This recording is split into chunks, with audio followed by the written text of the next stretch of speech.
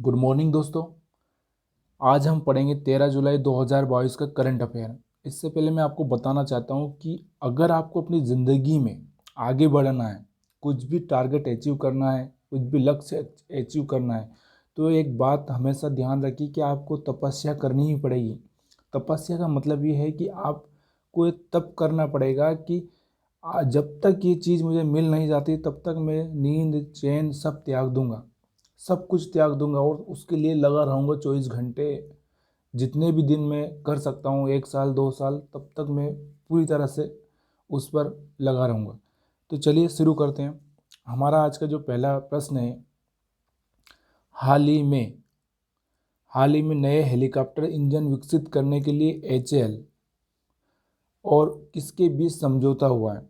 देखिए, HAL Hindustan aeronautics limited और एक और विदेशी कंपनी है जिसके साथ में समझौता किया गया है। तो भेल विदेशी नहीं है और बेल भी नहीं है। तो ये जो सप्रान है, ये इसके साथ समझौता हुआ है। ठीक है, याद रखिएगा। तो आंसर होगा सी। अगला हमारा प्रश्न है, भारत का पहला एलिवेटेड शहरी राजमार्ग कौन सा होगा। देखिए,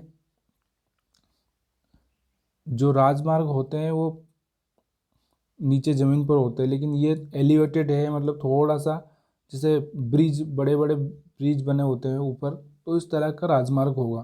तो यह है द्वारका एक्सप्रेस वे। अगला हमारा प्रश्न है, हाल ही में BK सिंघल का निधन हुआ हो गया है।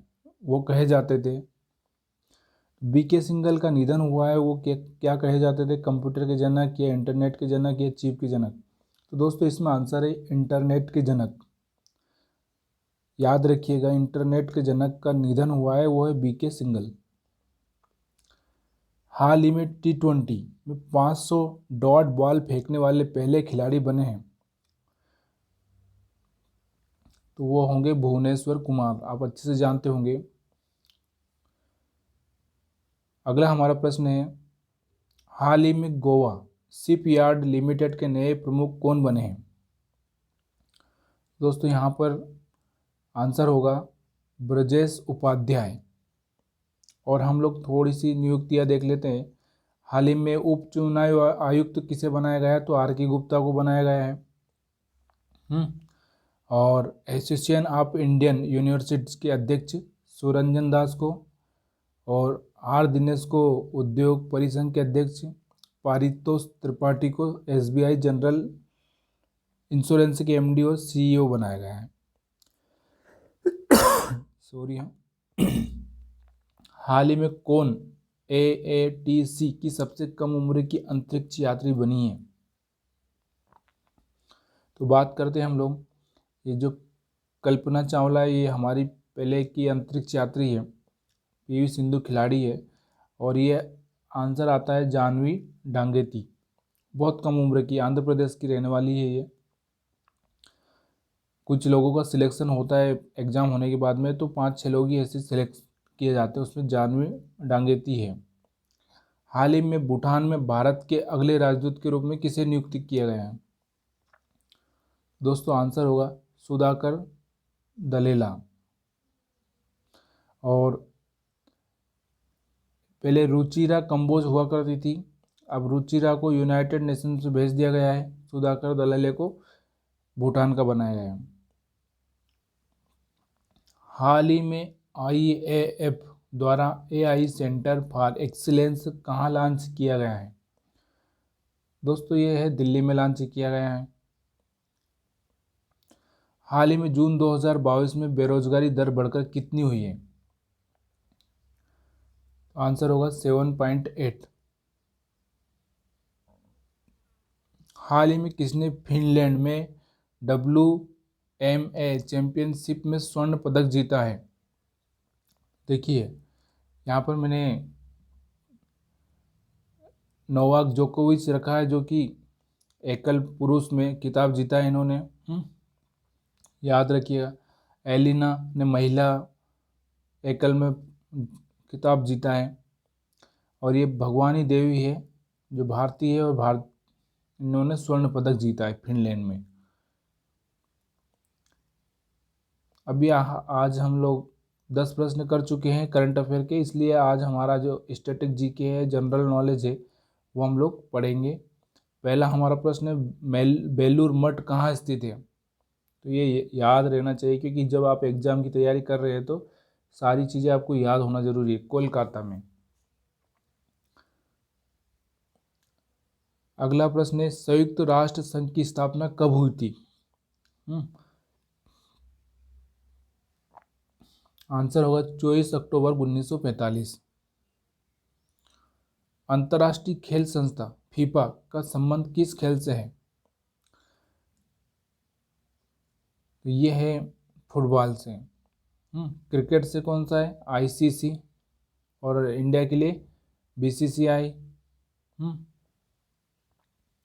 टेनिस के लिए आप कमेंट करके बताइए। तेल का एक बैरल किसके बराबर होता है?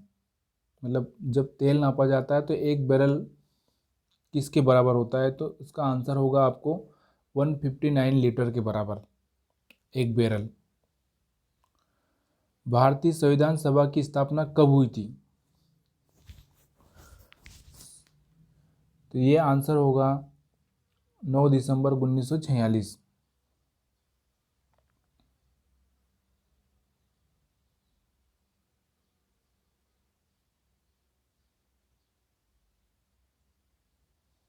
भारत की राष्ट्रीय आय का प्रमुख स्रोत क्या है? भारत की राष्ट्रीय आय का प्रमुख स्रोत क्या है? तो देखिए दोस्तों, हमारी 52% पॉपुलेशन कृषि पर डिपेंड करती है, तो हमारा जो सबसे बड़ा स्रोत है वो है कृषि। हड़प्पावासी किस धातु से परिचित नहीं थे? तो आंसर होगा लोहा।